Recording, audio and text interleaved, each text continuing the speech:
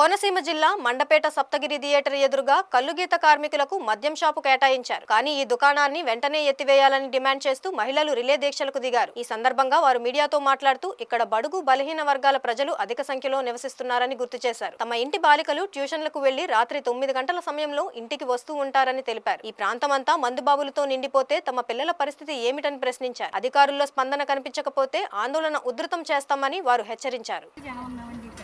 మూడు వార్డులు ఉన్నాయి, 28, 29, 30 3 వార్డుల జనం ఇక్కడ మద్యం షాప్ ఎదురుకుండా 3 వీధులు ఉన్నాయి, 3 వార్డులు ఉన్నాయి. ప్రత్యేకించి 4000 మంది సభ్యులు ఉన్నారు. చిన్నపిల్లలు ఉన్నారు, పెద్దవాళ్ళు ఉన్నారు, మెచ్యూర్ అయిన పెద్ద పిల్లలు ఉన్నారు. వాళ్ళందరూ కూడా స్కూళ్ళకి వెళ్తున్నారు. ఇదే దారి, ఇదే రావడం.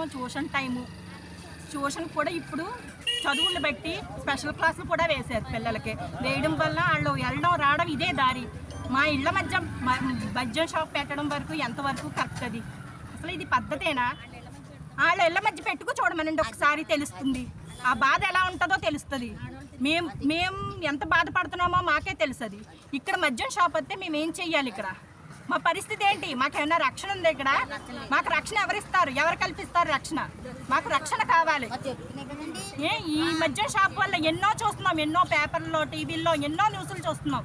ఎంత దారుణంగా జరుగుతుంది. ఎక్కడికక్కడ తాగేసి ఎక్కడికి వస్తాడో తెలియదు, ఎవరి ఇంటికి వస్తాడో తెలియదు, ఏ తలుపు పడతాడో తెలియదు, ఏ వీధికి వస్తాడో తెలియదు. వీధి రోడ్డు మీద నడవాలంటే భయం.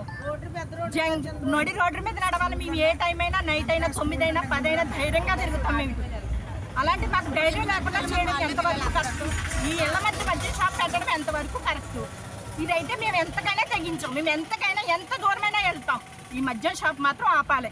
ఇదే మాది. ఆపకపోతే ఏం జరుగుతుందో చూతురు. కానీ ఎంతకైనా తెగిస్తాం. 40-50 మంది జనం ఉన్నారండి వీధిలో. 3 వీధులు జనం అండి. ఇక్కడ ఏ దారి లేదు మాకు.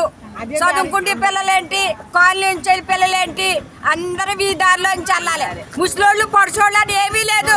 తాగినోడు ఏం చెప్తాడని అడుగుతారు. అప్పుడు మాకే ప్రమాదం జరిగినా ఎవరు రచ్చలు కలిగిస్తారు? మాకు ఎవరు రచ్చలు కలిగిస్తారో? తాగున్నాడు ఆడికేం తెలుసు అంటారు. డబ్బు ఇచ్చేసావు పో అని అంటారు. డబ్బు ప్రాణాలు రావు డబ్బుతోటి. మాకు రచ్చలు కలగాలి. ఇక్కడ బ్యాండీ షాప్ వద్దు వద్దు వద్దు. ఎంత దూరం వెళ్తాం, ఏమన్నా బద్దలు కొట్టేస్తాం. ప్రభుత్వం మాలో ఉంది. నవ్వుకున్నా పర్లేదు, ఏలం చేసినా పర్లేదు. న్యాయం జరగాలి, న్యాయం జరగాలి. మాకు ఇదే కావాలి. పొద్దుంటే చెప్తాను.